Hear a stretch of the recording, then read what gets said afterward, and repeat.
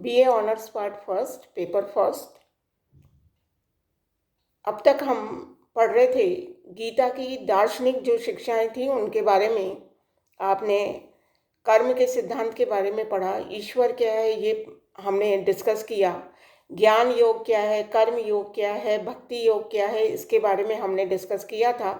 ये सारे गीता के वो दार्शनिक तत्व थे या दार्शनिक शिक्षाएं थी जो हमने पढ़ी थी। अब देखिए, गीता में सामान्य रूप से जो बात कही जाती है, जो सामान्य शिक्षाएं हैं, वो क्या है? क्या गीता, क्या आम आदमी के लिए गीता हमें क्या संदेश देती है? देखिए, उन्होंने जैसे भक्ति योग, जो कॉमन मैन है, जो साधारण मनुष्य है, जो ज्ञान को नहीं समझ सकता है, उसके लिए उन्होंने भक्ति योग का प्रतिपादन किया था। इसी तरह उन्होंने साकार भक्ति का भी प्रतिपादन किया। मैंने आपको बताया कि हमारे यहाँ प्राचीन काल से ही कहीं भी सगुण भक्ति का हमें अवशेष प्राप्त नहीं होते हैं। हमें किसी भी प्रकार का कोई एविडेंस सगुण भक्ति का नहीं मिला है, ना तो वैदिक काल में मिला है, ना अन्य वेदों में हमको मिलता है। सिंधु घाटी की सभ्यता में भी हमको मूर्ति पूजा तो मिलती है, किंतु हमें मंदिरों के कोई अवशेष प्राप्त नहीं हुए हैं। उपनिषदों में, उसके बाद के ग्रंथों में भी हमारे यहाँ यही माना जाता था कि ईश्वर जो ब्रह्म है वो एक है और प्रकृति में बैठकर उसकी आराधना की जा सकती है। यज्ञ को देवताओं का मुख कहा जाता था और उसमें जो भी अर्पण तर्पण करते थे वो देवताओं के पास जाता था, ऐसा माना जाता था। किंतु गीता में उसके बाद आप देखते हैं तो हमारे यहाँ, है ना, वैदिक काल में तो आपको निर्गुण भक्ति मिल रही है, किंतु जैसे जैसे आप उत्तर वैदिक काल की तरफ बढ़ते हैं आपको सगुण भक्ति मिलती है कि हम मूर्ति की पूजा करने लगे हैं। मूर्ति वो एक माध्यम है जिसके माध्यम से आप भगवान को प्राप्त करते हैं।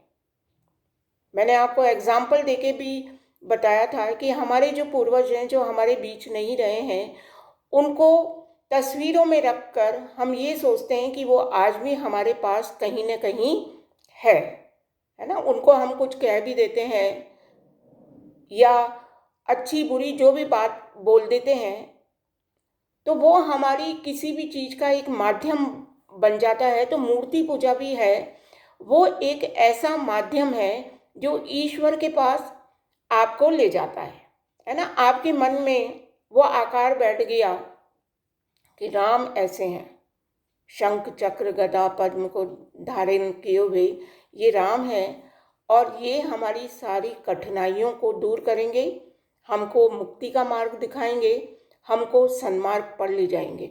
तो वो जो है वो सिर्फ एक माध्यम है।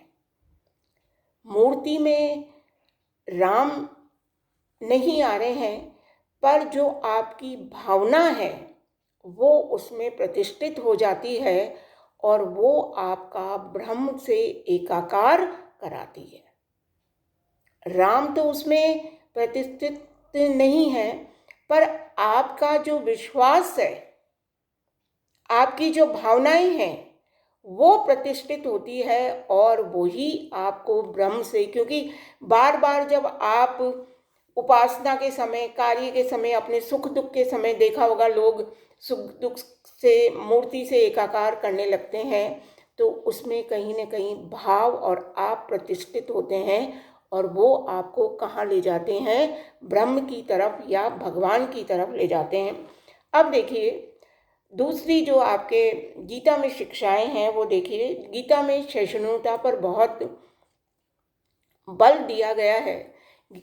गीता का जो 4th अध्याय है उसमें श्री कृष्ण ने आध्यात्मिक साधना के क्षेत्र में सहिष्णुता पर विचार प्रकट किया है। उन्होंने कहा है कि जो भगवान को जिस प्रकार से भजते हैं, भगवान भी उसको वैसे ही प्राप्त होते हैं। मनुष्य सर्वत्र भगवान के मार्ग का अनुसरण करते हैं, चाहे उनके मतभेद कुछ भी हो, है ना। कोई कृष्ण को मानता है, कोई राम को मानता है, कोई किसको मानता है, जो जिस रूप में भजता है भगवान उसी को प्राप्त हो जाते हैं।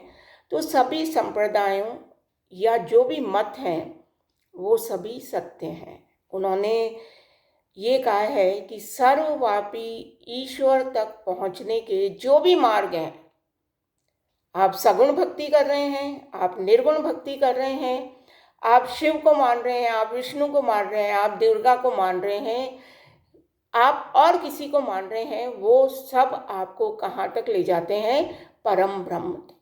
आप एग्जाम्पल से ऐसे समझ लीजिए, मान लीजिए एक जंगल है ना? ये सारा का सारा जो ब्रह्मांड है वो ऐसा ही है, जिसमें क्या कौन है? ब्रह्म है।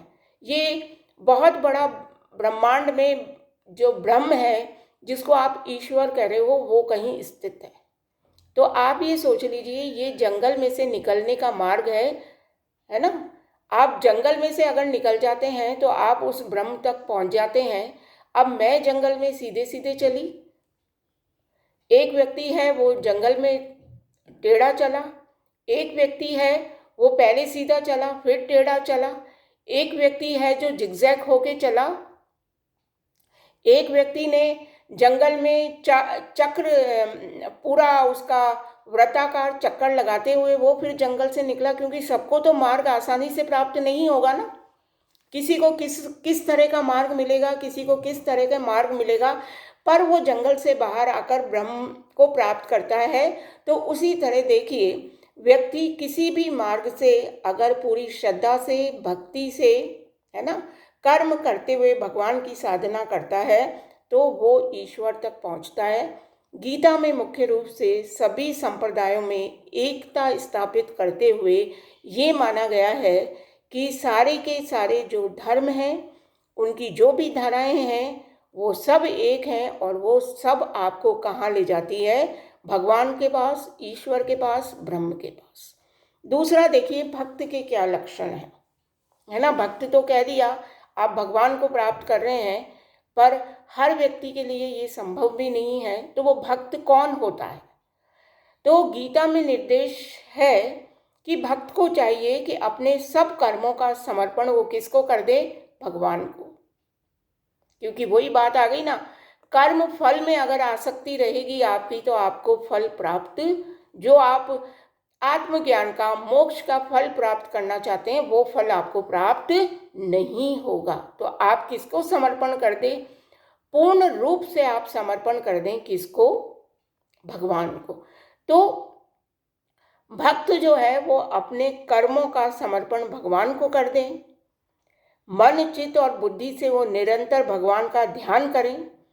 श्री कृष्ण ने भक्त के प्रति अपना रुख प्रकट करते हुए कहा है कि जो एकाग्रचित होकर श्रद्धा सहित मेरी उपासना करता है, उसी को मैं सर्वश्रेष्ठ योगी मानता हूँ, है ना? मेरी जो उपासना कर रहा है उसको मैं योगी मानता हूँ। जो अनन्य भक्ति भाव से मेरी पूजा करता है, मैं उसे जरा मरण से मुक्त कर देता हूँ। वह भक्त मुझे परम प्रिय है, जो किसी प्राणी से वैर नहीं करता, सबके प्रति मैत्री के भाव रखता है, मन, कर्म और व्यवहार से पवित्र और शुद्ध है, जो संयमी है, क्षमाशील है तथा दृढ़ निश्चयी है, तथा निंदा और स्तुति को समान समझता है, जो अपने मन और बुद्धि को ईश्वर को अर्पण कर देता है, वही सच्चा भक्त है।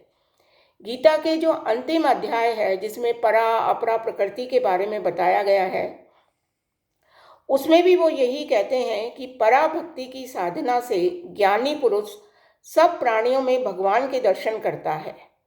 तो गीता में देखिए, कर्मयोग, ज्ञान और भक्ति योग तीनों को ही मोक्ष का साधन माना गया है, किंतु भक्ति योग जो है वो सरल है, सुलभ है, सबके लिए प्राप्य है। तो इस प्रकार आप देखिए, ईश्वर की अनन्य भक्ति के अलावा कोई भी दूसरा उपाय सरल नहीं है जिससे आप मोक्ष को प्राप्त कर सकें। नेक्स्ट देखिए, स्वावलंबन पर बल, है ना? बहुत बड़ी बात है कि आप स्वावलंबी बने। गीता मनुष्य को अपनी आत्मा को अपने स्वयं के प्रयत्नों से ऊंचा उठाने का उपदेश देती है। आपने बौद्ध धर्म भी पढ़ा होगा, तो उसमें भी यही बात आती है, आत्मदीपो भव। तुम खूब अपनी आत्मा को जागृत करो, आपको सब समझ आ जाता है।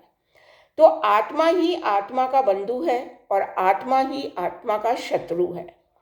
यदि हम अपने को ऊंचा उठाते हैं तो ऊंचे उठेंगे, और यदि हम अपने आप को नीचा गिराएंगे तो हम भी नीचे गिरेंगे। इंद्रियों को जीते बिना योग की प्राप्ति संभव नहीं है।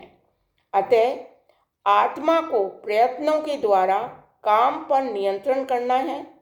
काम, क्रोध, लोभ, ये तीनों जो हैं वो नरक के द्वार है। अतएव इन तीनों को त्याग देना चाहिए।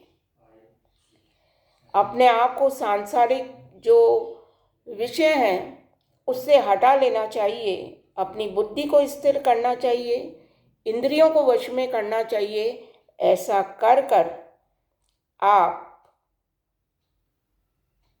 विभिन्न प्रकार के द्वेषों से, भोगों से आप मुक्त हो जाते हैं। आपका अंतःकरण शुद्ध हो जाता है और आप इस स्वावलंबन के द्वारा आत्मज्ञान प्राप्त कर सकते हैं और मोक्ष प्राप्त कर सकते हैं।